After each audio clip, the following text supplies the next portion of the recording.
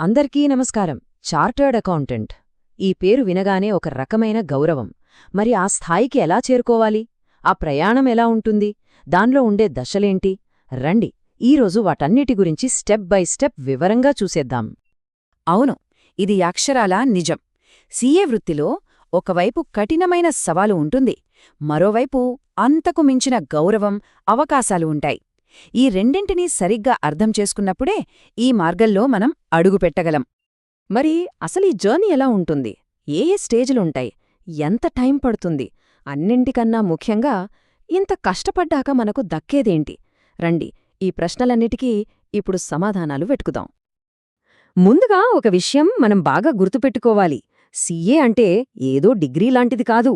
అదొక బాధ్యతాయుతమైన వృత్తి.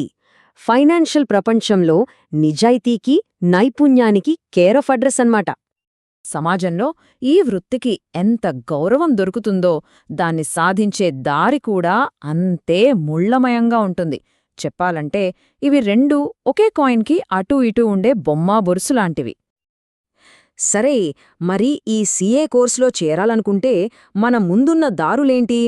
ప్రధానంగా 2 మార్గాలున్నాయి. మనం తీసుకునే ఈ ఫస్ట్ స్టెప్పే చాలా ముఖ్యం. అవేంటో చూద్దామా?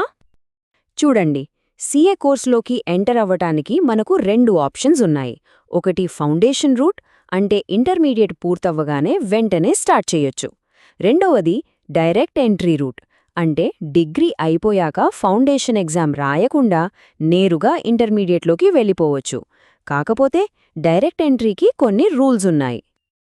అవేంటంటే, కామర్స్ గ్రాడ్యుయేట్స్ అయితే వాళ్ల డిగ్రీలో కనీసం 55% మార్కులు తెచ్చుకోవాలి. మరి వేరే గ్రూపుల వాళ్ల సంగతేంటి అంటే, ఆర్ట్స్ లేదా సైన్స్ లాంటి స్ట్రీమ్స్ నుంచి వస్తే వాళ్లకు మినిమం 60% మార్కులుండాలి. ఈ పర్సెంటేజ్లో డైరెక్ట్ ఎంట్రీకి చాలా ఇంపార్టెంట్. సరే, ఎంట్రీ రూట్ ఏదో ఒకటి సెలెక్ట్ చేసుకున్నాం. ఆ తర్వాత అసలు కథ మొదలవుతుంది. ఈ జర్నీలో మనల్ని పరీక్షించే అసలైన స్టేజెస్ ఏంటో ఇప్పుడు చూద్దాం. ఈ ప్రయాణంలో మొత్తం 4 ముఖ్యమైన ఘట్టాలుంటాయి. ప్రతి ఒక్కరూ ఈ 4 కోటలని దాటాల్సిందే. అవేంటంటే ఫౌండేషన్, ఇంటర్మీడియట్, ఆర్టికల్షిప్ ట్రైనింగ్, ఇక ఫైనల్గా సీఏ ఫైనల్. మరి ఈ మొత్తం ప్రాసెస్ పూర్తి కావడానికి ఎంత టైం పడుతుంది? అన్నీ ఫస్ట్ అటెంప్ట్లోనే క్లియర్ చేస్తే దాదాపుగా 5 ఏళ్లు పడుతుంది. ఇది 100 మీటర్ల స్ప్రింట్ కాదు, ఓపికతో, పట్టుదలతో పరిగెత్తాల్సిన మ్యారథాన్. ఇక సబ్జెక్ట్ల విషయానికొస్తే ఒక్కో లెవెల్కి వెళ్లే కొద్దీ సవాలు ఎలా పెరుగుతుందో చూడండి.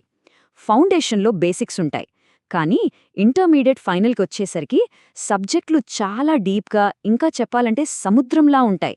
దీనికి కంటిన్యూస్ లెర్నింగ్ చాలా అవసరం. ఈ మొత్తం జర్నీలో అత్యంత కీలకమైనది ఏదైనా ఉందంటే అది ఆర్టికల్షిప్. ఎందుకంటే పుస్తకాల్లో చదివిన దానికి రియల్ వరల్డ్కి తేడా ఇక్కడే తెలుస్తుంది. ఇది ఒక రకంగా అప్రెంటిస్షిప్ లాంటిది. ప్రాక్టికల్ నాలెడ్జ్తో పాటు నెట్వర్కింగ్, ప్రొఫెషనల్ స్కిల్స్ అన్నీ ఇక్కడే నేర్చుకుంటాం. సరే, ఇంత కష్టపడి ఈ ప్రయాణాన్ని పూర్తి చేశాక ఎలాంటి ఫలితాలు ఉంటాయి? ఎందుకంటే ప్రతి కష్టానికి తగిన ప్రతిఫలం ఉండి తీరుతుంది. ఇప్పుడు ఆ రివార్డ్స్ ఏంటో చూద్దాం. ఒకసారి సీఏ క్వాలిఫై అయ్యారంటే చాలు, కెరియర్ అవకాశాలు మన ముందు క్యూ కడతాయి. ప్రపంచంలోనే టాప్ 4 అకౌంటింగ్ సంస్థలైన బిగ్ 4లో జాబ్స్, పెద్ద పెద్ద మల్టీనేషనల్ కంపెనీలు, ప్రభుత్వ రంగ సంస్థలో ఉన్నత పదవులు, ఇలా చెప్పుకుంటూ పోతే చాలా ఉంటాయి.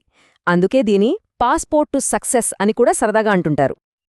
ఇక జీతం విషయానికొస్తే కోర్సు పూర్తి చేసిన ఫ్రెషర్గా ఒక సీఏ సంవత్సరానికి సగటున 7 నుండి 10 లక్షల వరకు సంపాదించొచ్చు. ఇంత కష్టానికి ఇదొక మంచి స్టార్టింగ్ పాయింట్ కదా. కానీ అసలు గ్రోత్ ఇక్కడ్నుంచే స్టార్ట్ అవుతుంది. జస్ట్ కొన్నేళ్ల ఎక్స్పీరియన్స్తో అదే శాలరీ సంవత్సరానికి 20 నుండి 40 లక్షలు లేదా అంతకంటే పైకి కూడా ఈజీగా వెళ్తుంది. ఇక సొంత ప్రాక్టీస్ పెట్టుకున్న వాళ్ల గురించైతే చెప్పక్కర్లేదు. వాళ్ల సంపాదనకు ఎలాంటి లిమిట్ ఉండదు. స్కిల్, పేరు పెరిగే కొద్దీ వాళ్ల సంపాదనకు ఆకాశమే హద్దు.